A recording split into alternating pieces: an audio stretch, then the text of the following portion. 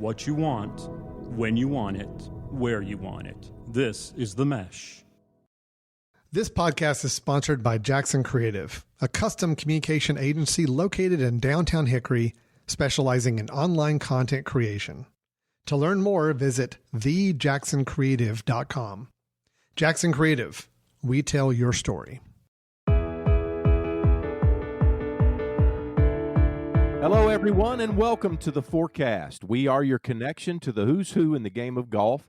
We hope to make you laugh, learn, and win, and grow your golf IQ.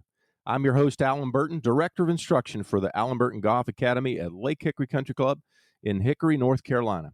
I'd like to thank our listeners for tuning in, and find us on themesh.tv and all your favorite podcast platforms such as Apple Tunes, Spotify, Stitcher Radio, iHeartRadio, and Google Play. And be sure to check out all the other shows on themesh.tv, produced right here in Western North Carolina. It's a great thing to be an advertiser on themesh.tv. You reach a great audience, and you can grow your business through themesh.tv ads. For more information, send an email to info@themesh.tv. On today's episode, I'm joined by a great friend of mine, a golf instructor who has been a legend in our industry for a long time. He's up in New York this morning joining us, and I'd like to welcome onto the show today Mr. James Hong. James, what's happening, man, up in New York? How are you, Alan? Thank you for having me. Hey, listen, it's my pleasure, buddy. I know we've known each other through the industry a long time. I was looking on Facebook this morning. I think we have about 550 some odd shared friends through Facebook, which is kind of an amazing thing to think about how social media has connected me with a lot of great instructors like yourself to learn from and to share with and just grow as friends. And I want to thank you for being that kind of guy. You're very intelligent instructor, but you're also genuine in that you share what you learn with our industry, and that's a tremendous quality.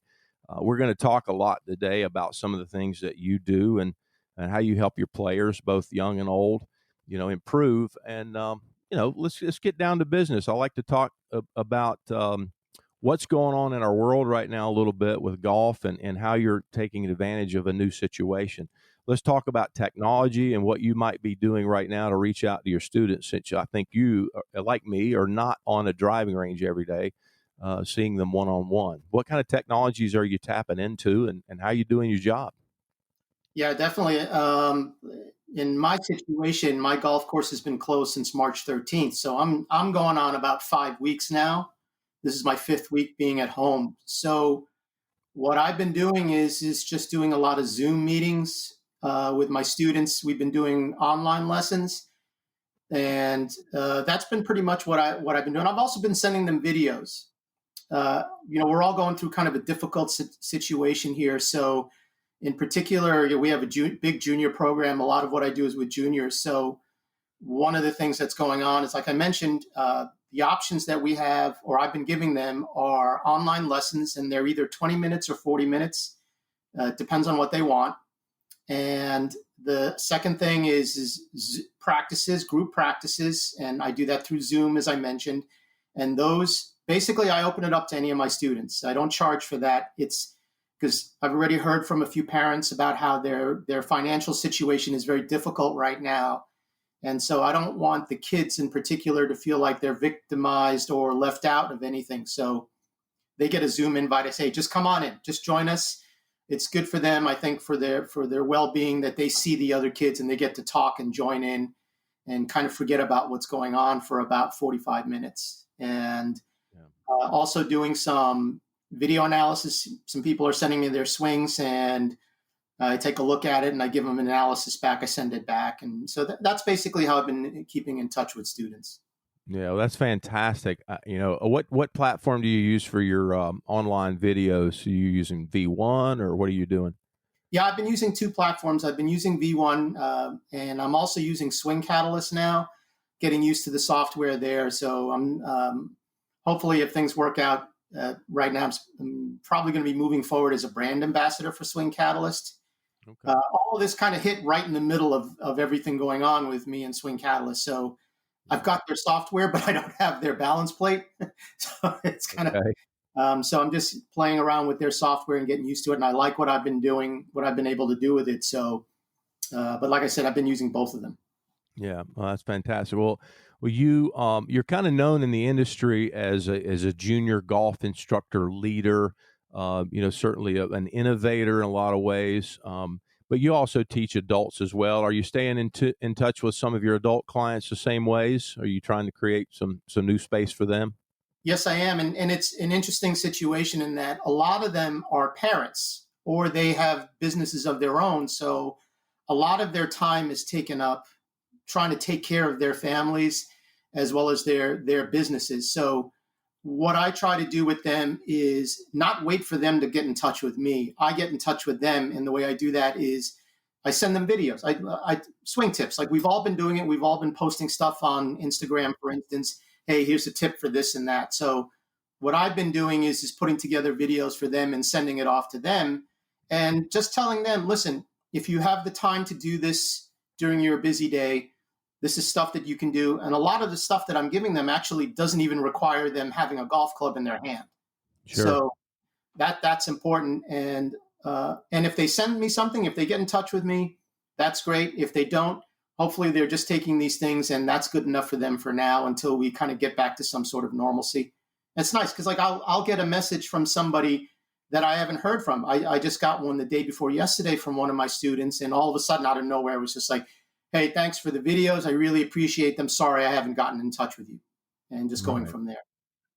Yeah, I think it's so important right now for us to just stay relevant and to stay in contact with our client base. And I think all of us are, we're kind of hit. I was hit a little blindsided by this. I think some of us were.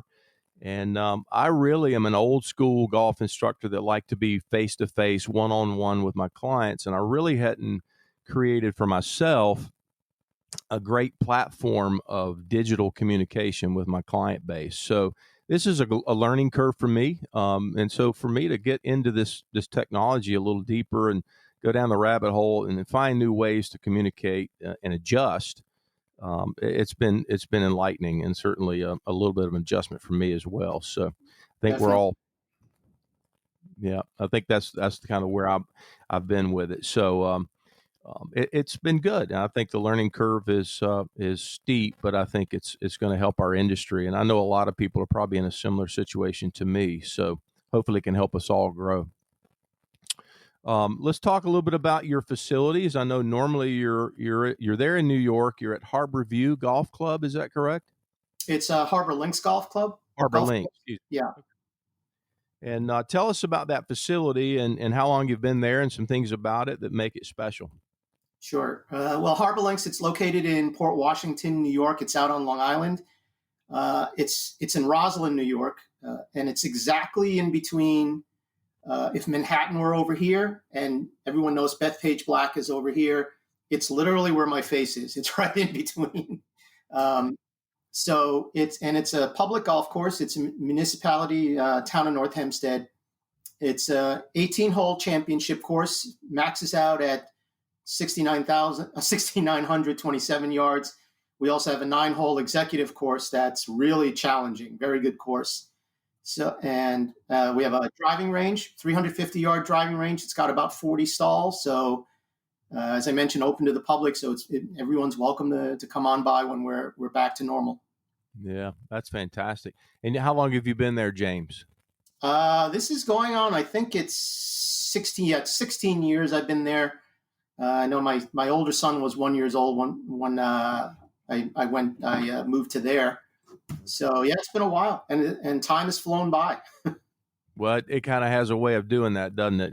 I'm similar in that regard. Been at a place for a good little while, and you think, wow, has it really been that long?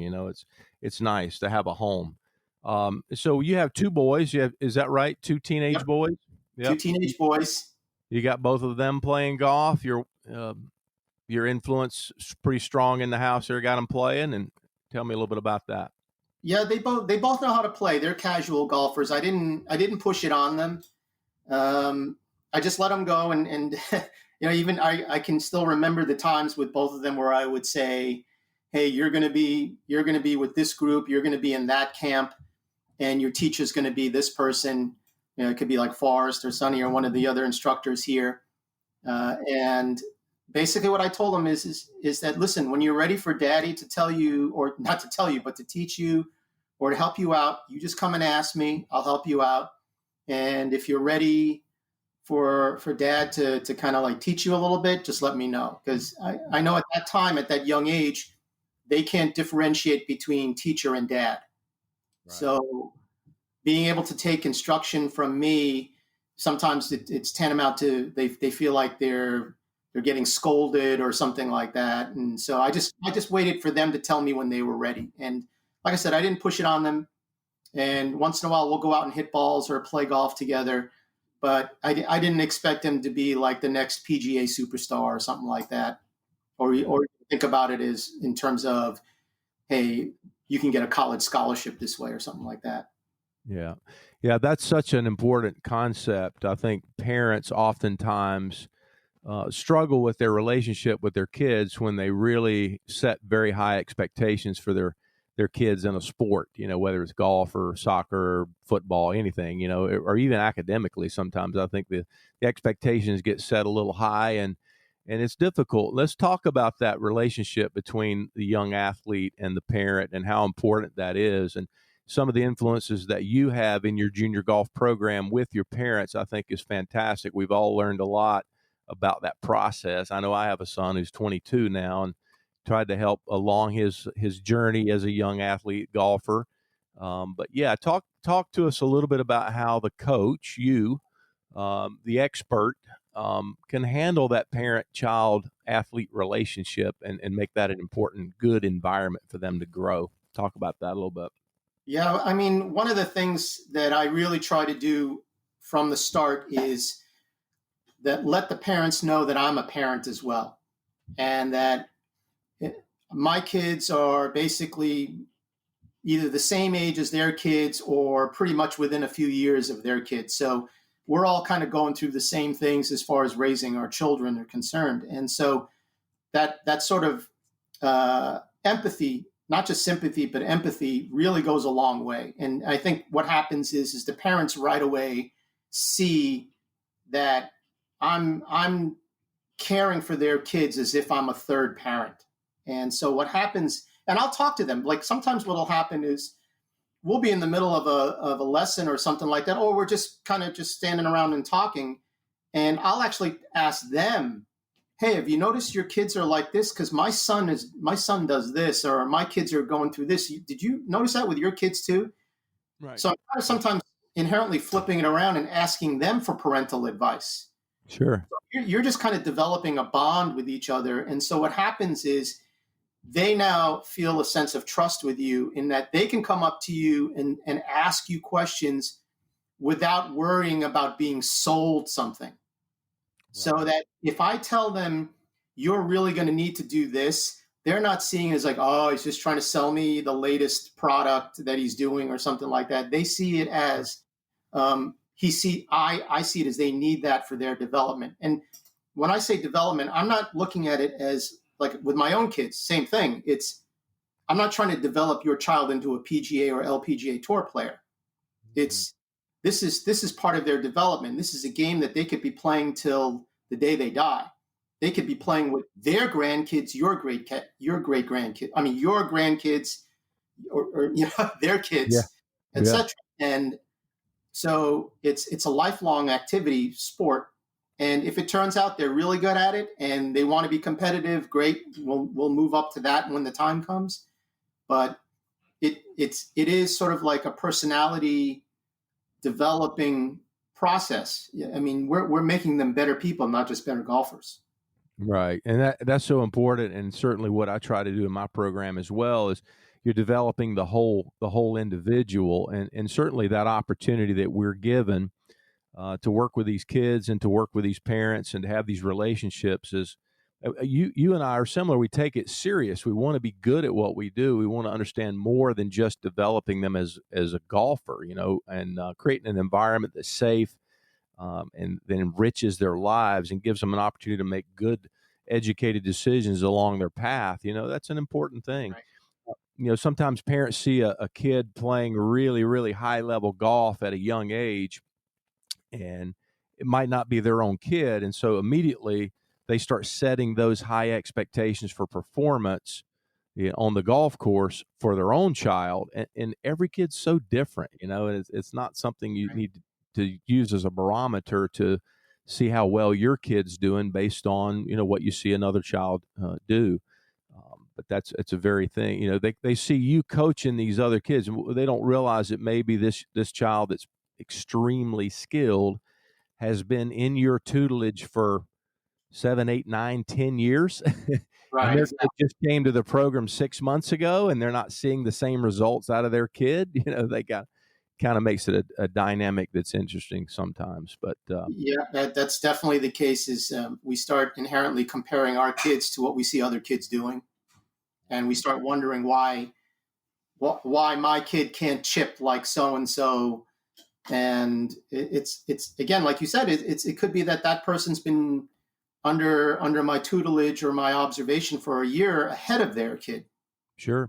So, but what I always tell parents is that when they get to a certain age, things start to even out, so that it might be that they're both 8 years old and one child is here and the other child is here.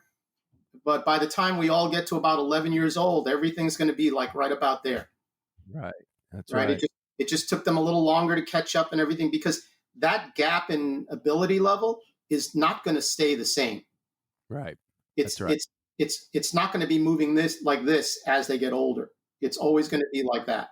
That's right. That's right. It's like climbing a mountain. You got that shallow early passway. You're going to be able to navigate pretty quickly. And then as you continue to improve, that's going to steepen. It's going to be difficult to make those bigger improvements as your scores lower, your performance improves. And that's kind of the way we see it. It's a very interesting concept you bring up. I think that's awesome. That just shows the depth of your knowledge, too, as a coach, and how it all works. And I have a lot of conversations with both the kids and the parents, and I have them together as well, not just separately, where with the kids, I'll tell them, whether it's an individual or it's a group, that sometimes you have to understand what your parents are going through, in that when you're a parent and you see your child struggling, there's nothing in the world you wouldn't do to run out there in the middle of a fairway and grab your child and hold you and say, no, I want to take care of you. I'll hit the shot for you. I'll make it better for you. But a parent can't do that. We can't do that as a mom or a dad. So sometimes there's a frustration level of, why can't I help my kid? There's got to be something that I can do. And so that's when we kind of have that got to do it now attitude. And so I tell the kids, you got to understand that your parents are just frustrated they can't help you get over this. But at the same time, I turn around and I'll tell the parents, and I'll say to them, now that your child understands that, you actually have to back off sometimes and let them learn how to deal with the struggle. Right. Figure out your own solutions, or figure out how to be a problem solver. And you know what? The reality of the world is you're not always going to come up with the right answer. So you have to learn how to deal with that as well.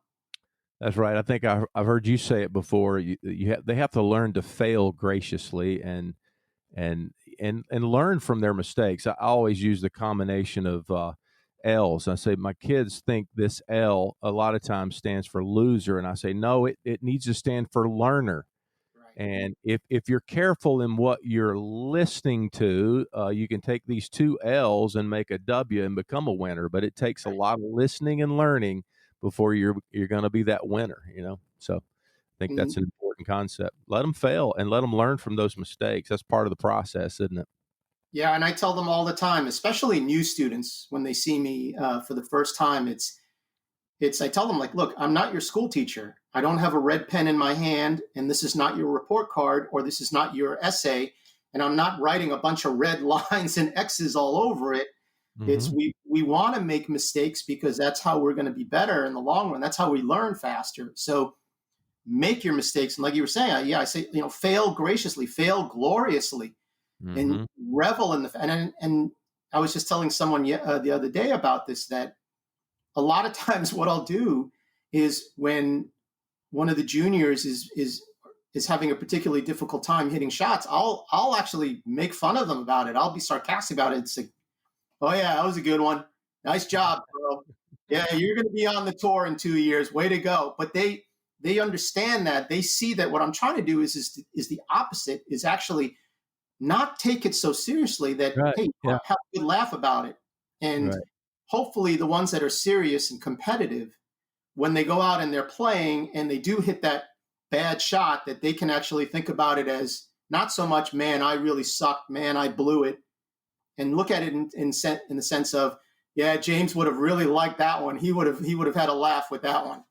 Yeah. Yeah. And that's what you're so good at too. You make light of the situation sometimes when it really doesn't need to be so serious, and you make it fun for the kids, and they enjoy that. I'm sure that's the magic that goes on in your programs when you're out there with the kids.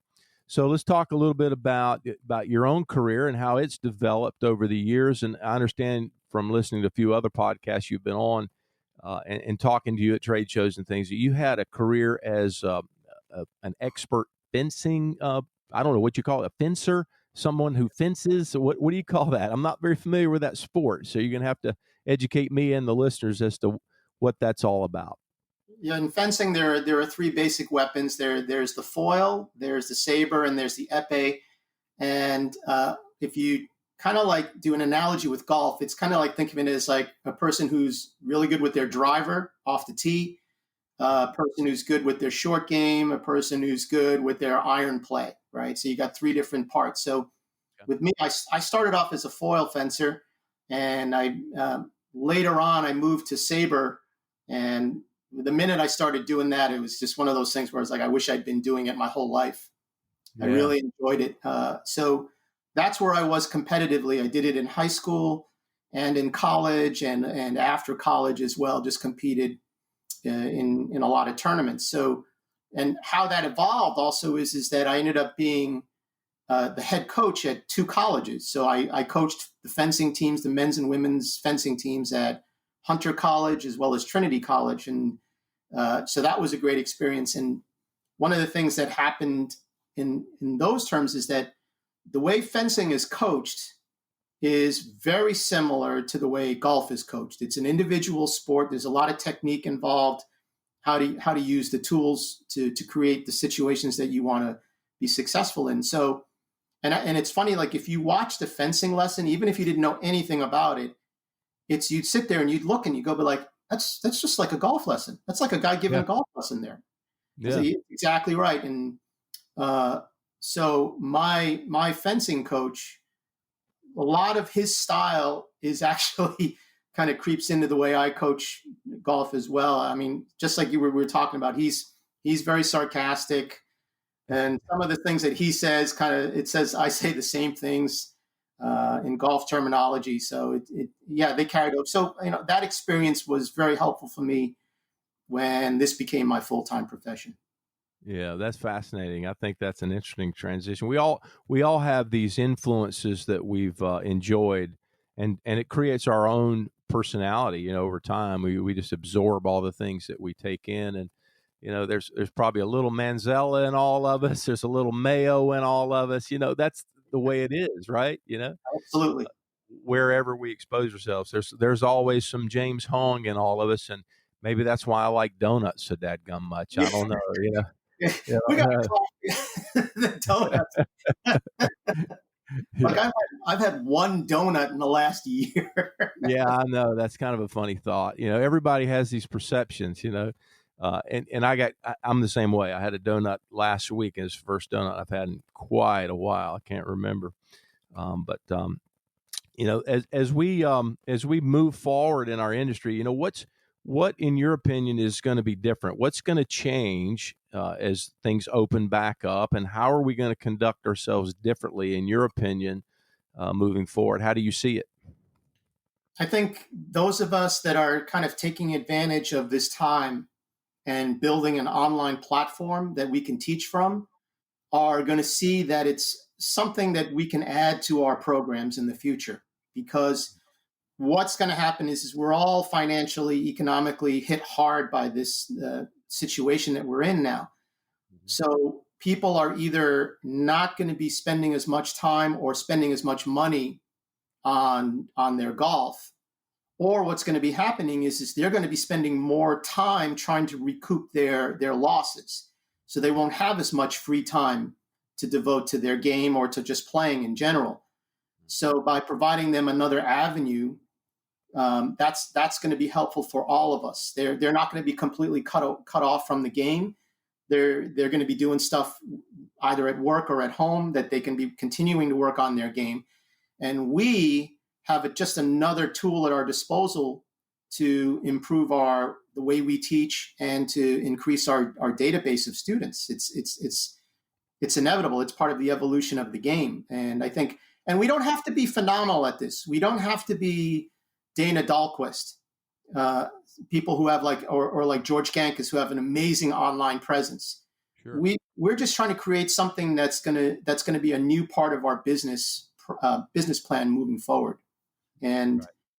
I think for the golfer, it's just showing them that, they're going to be making some changes. They're probably going to be making sacrifices like we all are, but they don't have to totally cut it out at the same time. Right. Yeah, I think it's interesting how things evolve and how technology has creeped into our game. And it's just another step in that direction, isn't it? To bringing another technology avenue to communicate and to use that. And here's the interesting thing and I think a lot of people who are in the business, they should really take advantage of this. This is an opportunity to really improve your teaching skills. And this isn't, what I'm about to say is not an anti-technology statement. But because of what we're doing, a lot of us are having to teach people hitting into towels or blankets draped over a laundry line.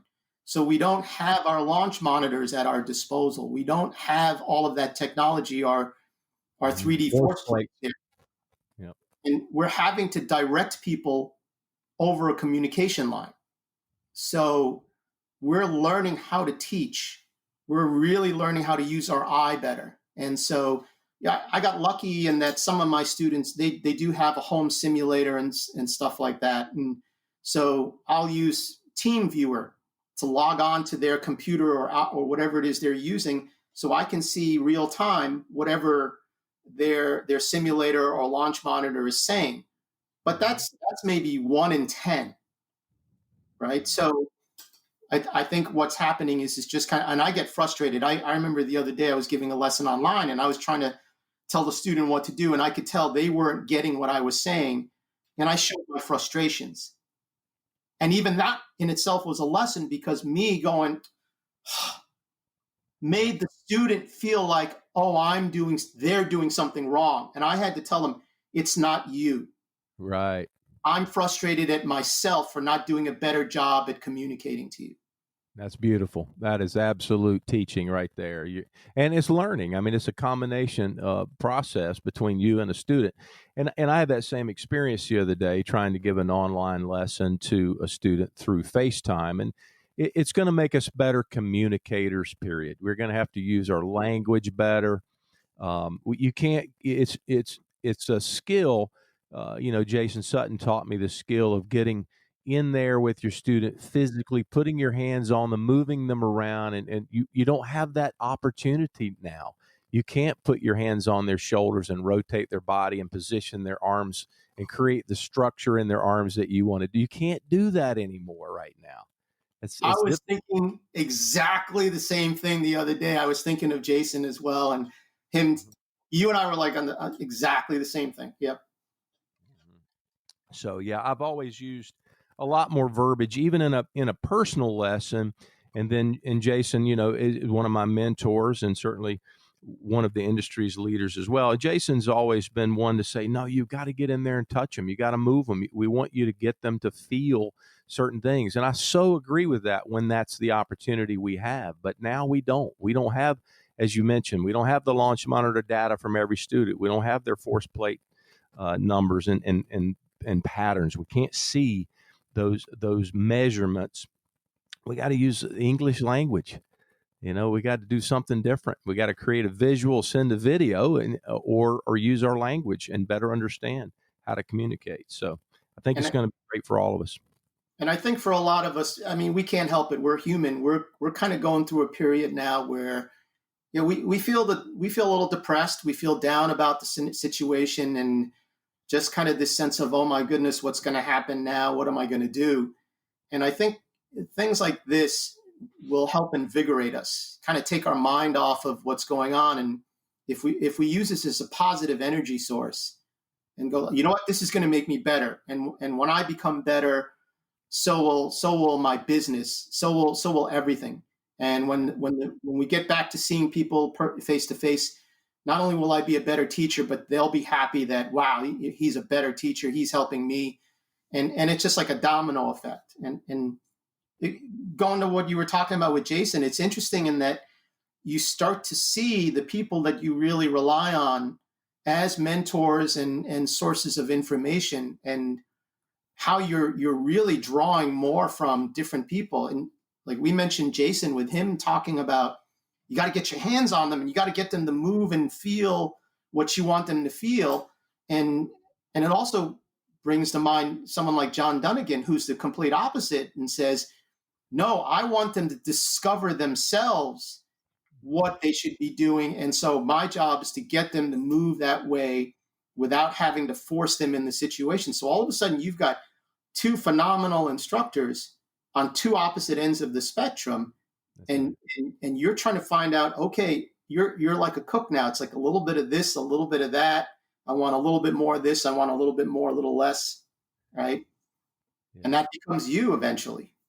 That's exactly right. We pull from all our resources and we mold ourselves as people and instructors. And that's the beauty of what we do, I think, as coaches and players, helping each player. The one player in front of you at that moment is your most significant priority. It's helping them grow. And exactly. That's the key to it, isn't it? So as we move out of this topic of golf a little bit, let's move into another topic. Let's move into what is our industry in general need to do to take this opportunity, so to speak, and pull something really big out of it. I mean, what do you see in the game of golf 10 years from now that we're going to learn from this? And predict the future a little bit for us. What's going to happen from this situation 10 years from now? How's the game of golf going to be different? I think, and you're asking like in terms of golf, or in terms of the instruction side of it? Well, let's just talk about the game first, the game of golf. How's the game of golf going to be different 10 years from now from where it is? What do you see happening in our game? I think what's going to happen, unfortunately, is that like we see in other businesses already, there are going to be some golf courses that are closing, and because they just cannot financially survive this pause in our business, this time where we're not supposed to be playing golf. And so they're going to go by the wayside. And I remember reading somewhere a few weeks back, and I don't know how I feel about this yet. And I've seen other people on both sides of the argument where they're talking about the golf courses that don't survive. Maybe that's for the better. That this is almost like, okay, the ones that are struggling are going to be gone, but the ones that can survive and the ones that can actually run a business will thrive as a result. So there's that way of looking at it. I could see that happening. Yeah, go ahead. Yeah, I was just saying it's that warrior mentality. Those are the ones that are going to be successful, the ones that adapt and change and shift. I had a vision the other day of my own thoughts and seeing, with riding in a golf cart. A golf cart was engineered for two people. Well, now they're saying the courses that are open, you can only ride one to a cart. Well, how inefficient is that? So what's going to develop from that? Are we going to see a singular automobile for a single golfer to ride, almost like a 3-wheel thing, or like a little scooter that one person gets in and rides? And is that going to be the change? And golf carts, as we know them, are going to go away. 2-person golf carts. That would be one thing that I think would happen. And What's happening at the course is where they're getting rid of the bunker rakes because people touch the bunker rake.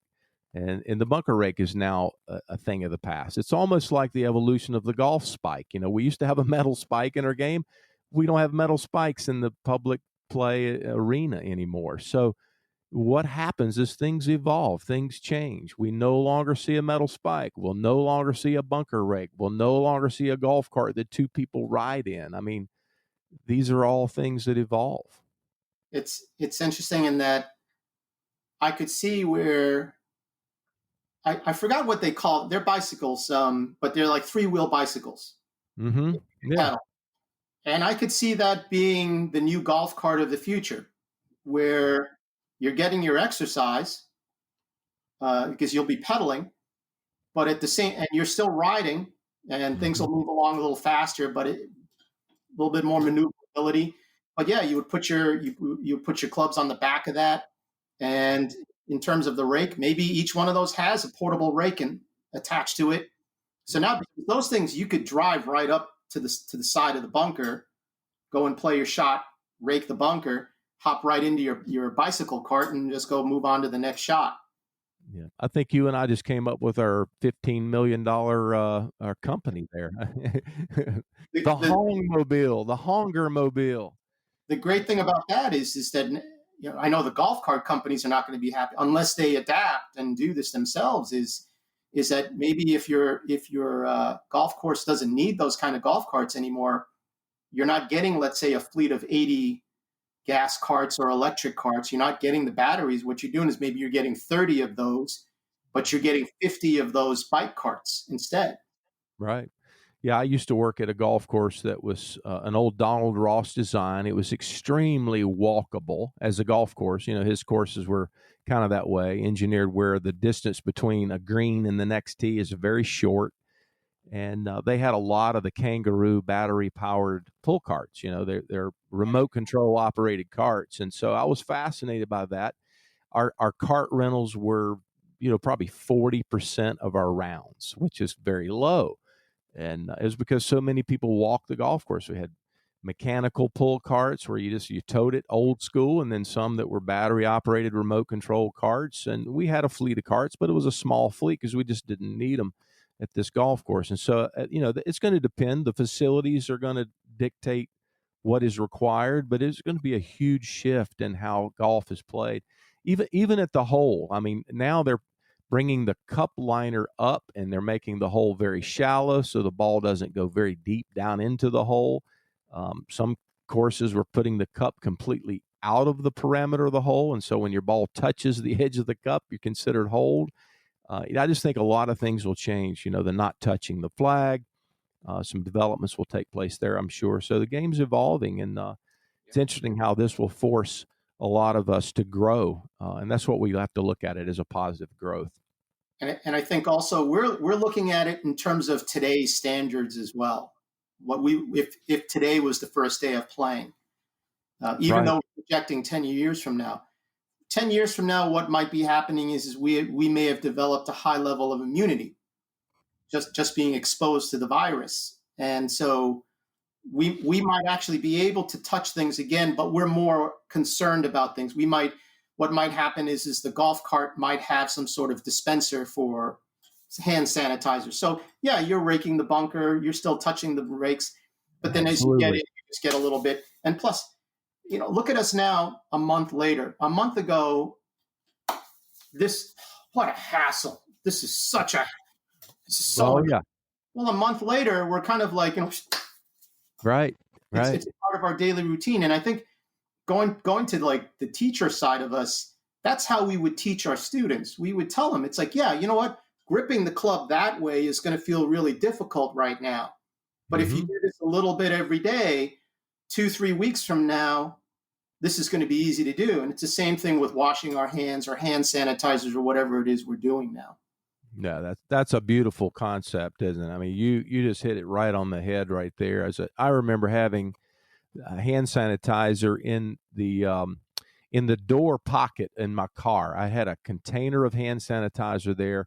Honestly, don't know where I got it. It's been there so long. It was transferred from one car to the next car as I made a transition in automobiles. I got a new vehicle, and I just didn't think about it, and I just moved all of my stuff out of the old car and into the new car, and I said, well, there's this hand sanitizer there. Boom.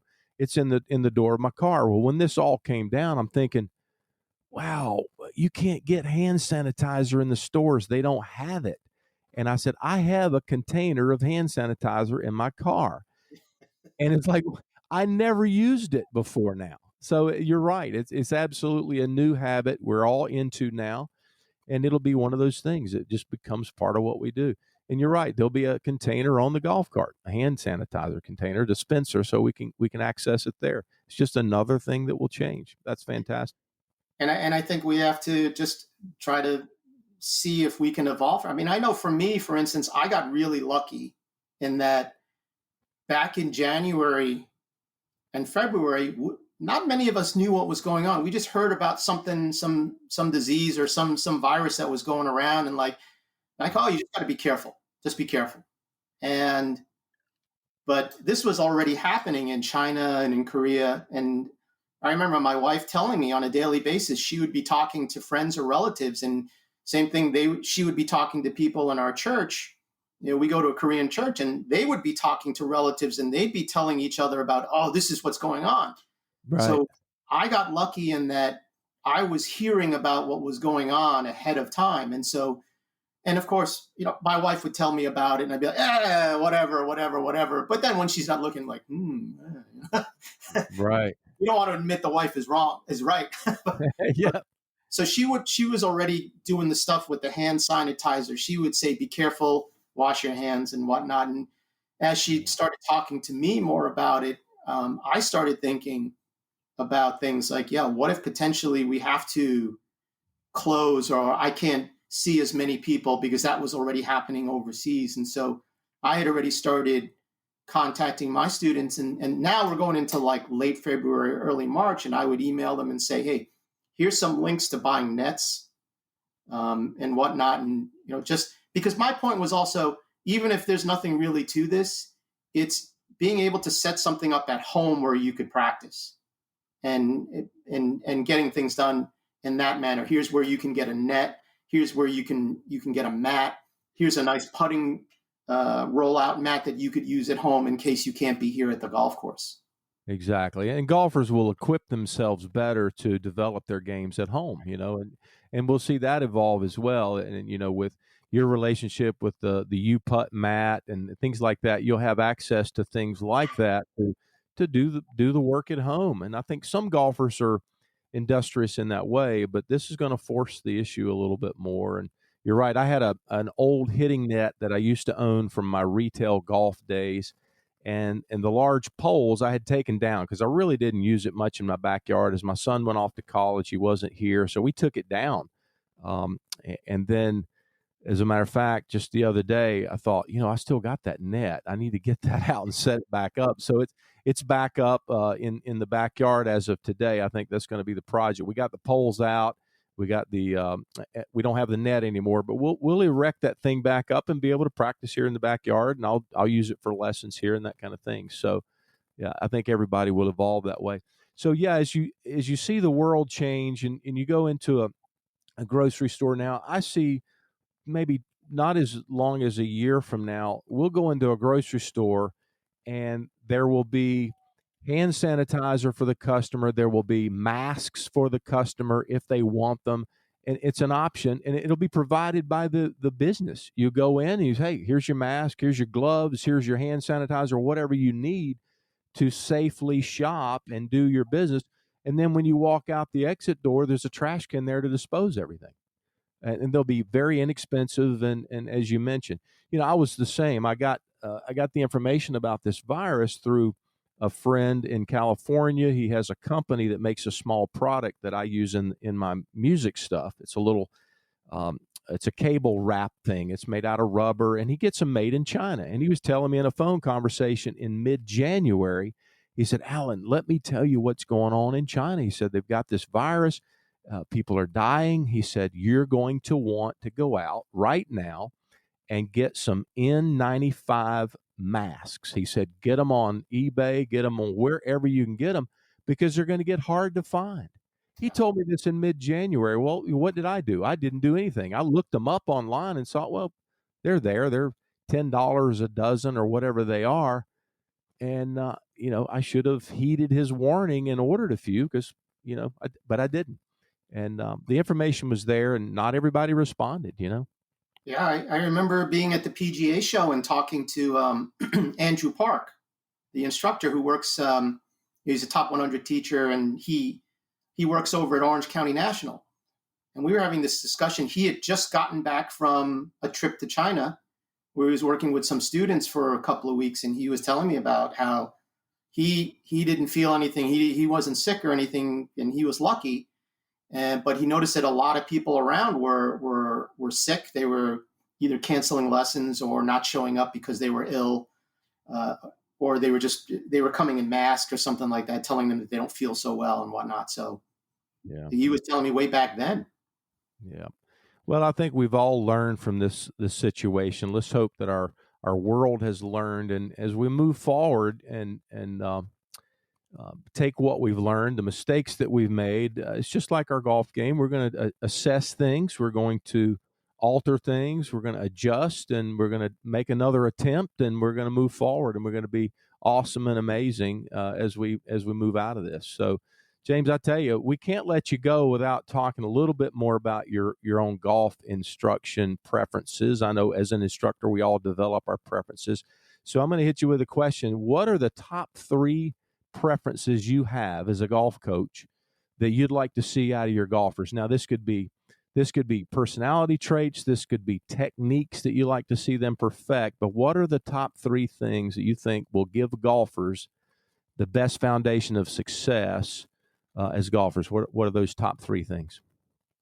I think the top 3 things for me are learning to be a problem solver.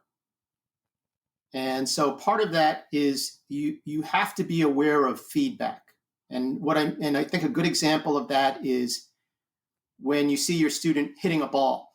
They hit a ball and immediately they look down and reach for another one. And that ball hasn't even landed. And I'm not even talking about a full swing. It could be a chip shot. Yeah. And they don't see where it landed. They don't see where it rolled out or what happened to the shot. And they're not getting any feedback, and then they're immediately grabbing another ball. And in a sense, what's happening is they're waiting for the good shot to show up, and then they'll justify it by like, oh, got it, there we go, I got it, now I got it. Yeah. And instead, it's like hit a shot, and I'll stop them. I'll actually walk right into them. Oh yeah. Where they're hitting. So if they swing, they're going to hit me. Yeah. So I'll walk right into them, and they'll look at me, and I'm like, where'd your ball go? What happened? What'd you see your ball do? What did you feel like you did? And they quickly get it. It's like they've got to figure it out. And especially the younger generations where all you have to do is find the app that solves your problem. You're teaching them how to be a problem solver. And that goes a long way, because that's where the self-discovery part of it comes in. And the guided self-discovery is for guided self-discovery to be successful, they have to be willing to be problem solvers to begin with. They have to be Sherlock Holmes. So that's a key. It's focusing on basic things like a setup. And I know there's the argument of like what's considered fundamentals, right? So is a grip fundamental? Yeah, a grip is fundamental, not a particular grip, right? You're going to choose the particular grip based on what's going on. But a grip is a fundamental. So it's like, I call it ABC golf, where it's basically, I just give you your basics, feet close together, ball in the middle, weight to the left, brush the ground, blah, blah, blah, like that. And what happens is that as you do it, you evolve your personal version of that. It's like cooking. I could give you the recipe, tablespoon of this, a teaspoon of that. And then as you cook it over and over again, you start to think of it as like not a tablespoon, you think of it as a pinch. Mm-hmm. Well, I'm going to throw this much salt in. I'm going to throw that much oregano in. Blah, blah. I'm not going to, I like putting the oil in this way or whatever. But it's still the same dish in the end. It's still a chip shot. It's still a full swing. And so focusing on those basics, and then evolving your style off of that And like, as everyone knows, I'm a big Lego guy. It's the same thing. It's like you're building the first blocks, right? Here's a couple of blocks. And one of the things I like doing with all the Lego things that I build is once I build them and they're done, I start to add on to them. I move the pieces around. I try to make it look more realistic, or whatever it is you want to think of it as. Like, oh, you know what? I'm going to put more pieces here. I don't like that piece there. I'm going to take it off and move it somewhere else. And so that's something that I think is necessary as well, because that's not something that you have to be a high level player at. There's the problem solving aspect of it, and then there's just the focus on basics. Very good. Very good. Well, that's two. So as becoming a problem solver and being able to focus on basics, what's Right. number 3? And number 3 is just understanding that we're going to fail. Right. So you notice how it's for me, it's more what's going on up here rather than what's going on here. Right. So it's understanding that the failure rate is high in this game, just like in baseball. You fail 7 out of 10 times, you're a Hall of Famer, the saying goes. And I like to tell people that the game of golf is designed for you to fail. It's not designed for you to succeed, right? How do golf course architects decide where to put the fairway bunker? Well, everyone lands their drives at 220 yards, so I'm going to put a fairway bunker at 220. Yep. Now you either got to take a 3-wood and leave it short, or you got to risk a shot of going over. Right. Right. That's how otherwise every hole would be dead straight and every green would be dead flat and the flags would be in the middle. Yeah. And no one would play because it's boring. Or actually, it's just called a walk in the park. So you have to understand that your expectations are to fail. And so how do you maneuver around those failures? And when I say fail, I don't mean like fail a test and get a 0 on it. It's just the shot didn't come off the way you had planned it. Sure. Yeah. And like we've heard the old saying, I just saw it posted from Vince Lombardi yesterday about we're going to strive for perfection. We're not going to achieve it, but in the journey to strive for perfection, we're going to stumble upon excellence. That's right. That's right. That is fantastic. James Hong, you're a genius, my friend, and you're an incredible human being. And the golfers that get to spend time with you are blessed for their opportunity. And I hope they appreciate it, because I do, my friend. I'm very blessed to know you and spend a little time with you this morning. And all the best to you and your family moving forward out of this pandemic. And I hope to connect with you soon, my friend, because you are a jewel of a person. Well, thank you for having me on. This is an honor. And I wish you the best, you and your family. Be safe and healthy. And everyone that's listening, same thing. I just wish you and your families be safe and healthy during this whole period that we're going through. Yeah, thank you. You as well, buddy. We'll see you soon. Thanks again. That was James Hong. And I tell you, you cannot get enough of this guy. He is incredible. And if you get a chance to reach out to him, please do so. James, tell us all your social media sites you can be reached so everybody can reach out and say hello to you. Sure. On Facebook, it's just James Hong, and you'll see me there. I also have a business site on Facebook, James Hong Golf. On Instagram and Twitter, it's at James Hong Golf. I also have a website, but it's really under construction. So if you log on to it, you'll just see under construction and a couple of nice pictures and whatnot. But that's www.jameshonggolf.com. Okay, beautiful. All the best to you, buddy. We'll see you soon, and take care. Listeners, I want to thank you for joining us today with our great friend and golf instructor genius, Mr. James Hong. I hope you all stay safe out there. Keep it in the short grass. Until next time, this has been The Forecast. Have a great day.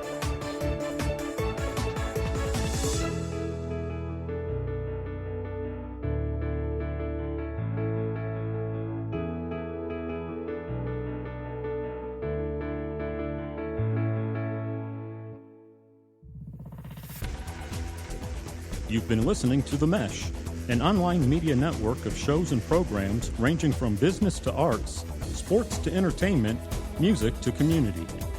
All programs are available on the website as well as through iTunes and YouTube. Check us out online at themesh.tv. Discover other network shows and give us feedback on what you just heard.